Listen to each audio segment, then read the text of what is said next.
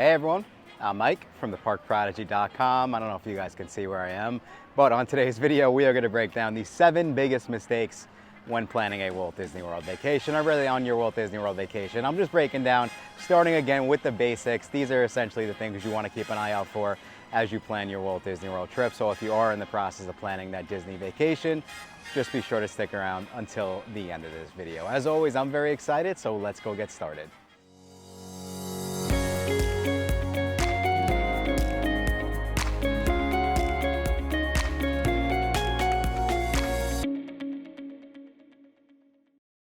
Okay, so mistake number 1 when planning your Walt Disney World vacation, and I actually went to Reddit. I knew this was going to be on the list, but I went to Reddit and I tried to look up, like the biggest mistakes when planning a Disney World trip, and by far the most popular thing I saw was actually under planning and then over planning. So of course, under planning, just not looking into, the rides, having a game plan when coming down to Walt Disney World is a huge mistake. But what I would say really where I was starting with this is essentially overestimating what you can get done down here at Walt Disney World. And just because I think for a lot of families who are not as familiar with Disney, you'll be very, very surprised just how much there is to do down here in Florida. Now, there's specifically 4 main theme parks, there's 2 water parks, and there's essentially a dining and shopping district, right?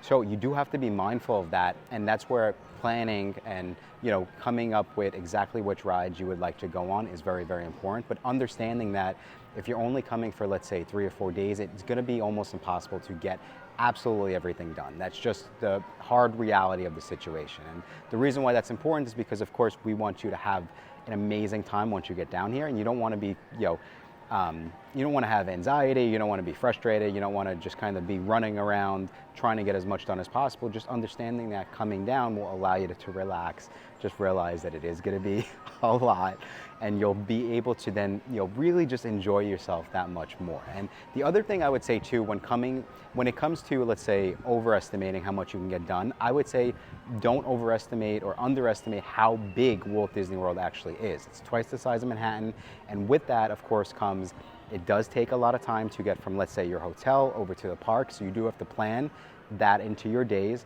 But then also, if you plan to park hop, you do have to plan how long is it going to take me to get from one park over to the other. So, you could see there's logistics things to keep in mind as well. But that's essentially where we're starting. Understand exactly kind of what you're getting yourself into, and understand that you most likely will not be able to do absolutely everything unless you're here for a very long time. And I live down here, and there's still stuff that I haven't done. So I'm not joking when I say a very long time.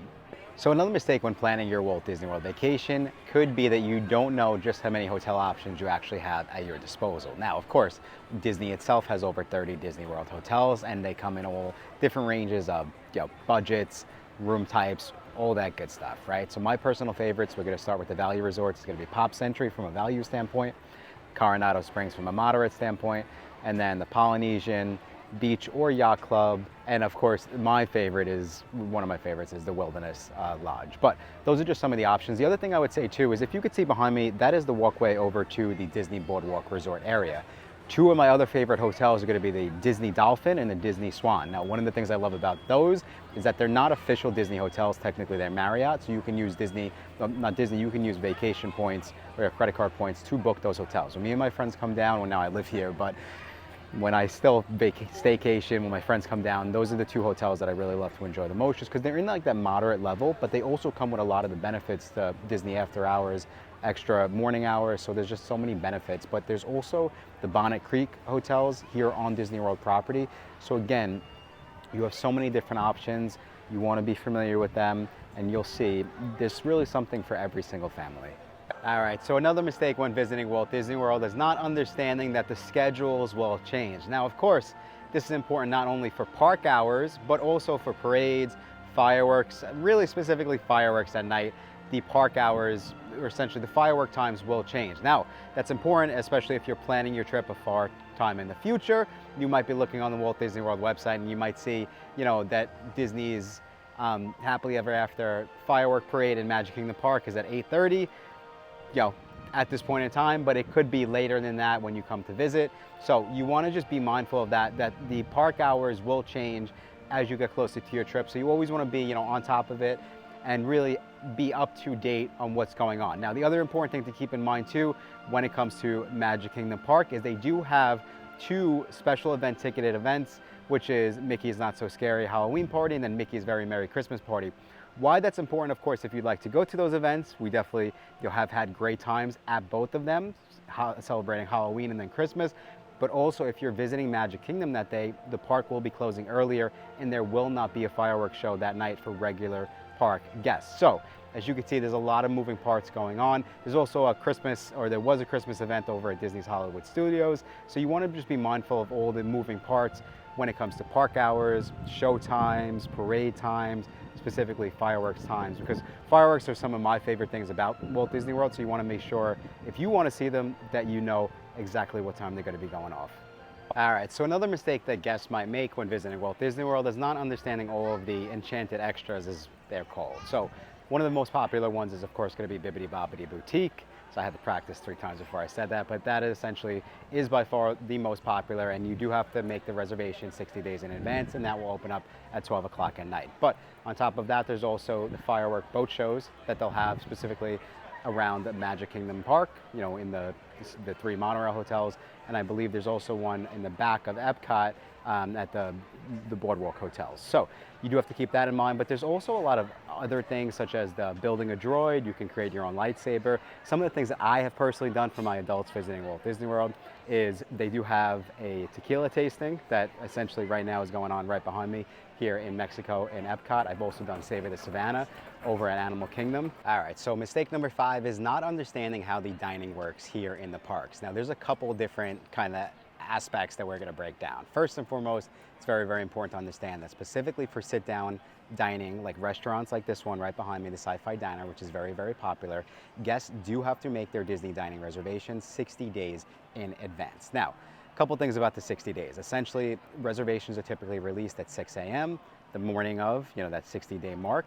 And also, guests who stay at a Walt Disney World hotel and have a Disney vacation package, essentially, do have a advantage when it comes to this. The reason being is essentially at that 60-day mark, your window will open up for your entire trip. So if you're staying for 7 days, you can essentially at that 60-day mark from your check-in date, you can then make your dining reservations really through 67 days, essentially through your vacation, very simply.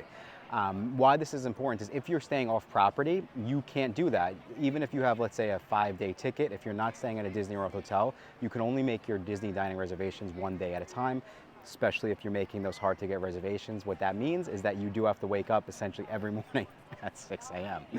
So as you can see, Disney really tries to kind of make it advantageous to stay at a Disney World hotel. Now, there's a couple different things here.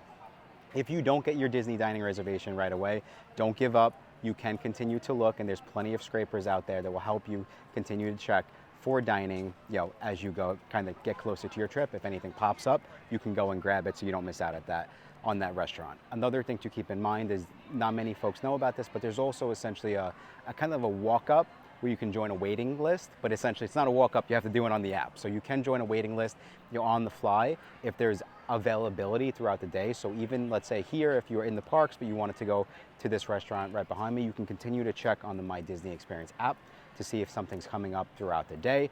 And then, of course, don't forget that Disney did bring back the Disney dining plan. So if you are trying to save money or kind of really from a convenience standpoint, be sure to go check out the Disney dining plan as you're booking your Walt Disney World vacation. All right, so another mistake that we see families make, and that would be not being prepared for the unpredictable Florida weather. So this is important for a couple different reasons, but the first one being that you definitely want to be prepared for the hot Florida sun. Of course, you want to make sure that you stay hydrated, but also you want to make sure that you wear very, very comfortable clothes, and not just, t-shirts, shorts, stuff like that, but, running shoes, walking shoes. Make sure you're prepared to do all this walking once you get down here to Florida. But the other important thing about the Florida weather is, of course, November, December, January, February, it can be very unpredictable on the opposite side, and it can be very, very chilly at night. It could be chilly during the day too, so you do have to be mindful of that, and you might have to pack, some sweatshirts, stuff like that, just to make sure that you do stay warm as it does get chilly, like I said. But also another thing to keep in mind is in the summer, it's almost going to rain every single day in Florida. So with that in mind, be sure that you bring ponchos from home if you're trying to save some money. Bring, maybe the little umbrella so you can manage the rain when you're here in the parks. It's going to rain. So another thing you want to be mindful of is if you see rain, 50% chance of rain on the essentially calendar for the day you're visiting the parks, I would not stay away from the parks because it's pretty much going to be like that every single day during the summer. I promise you that.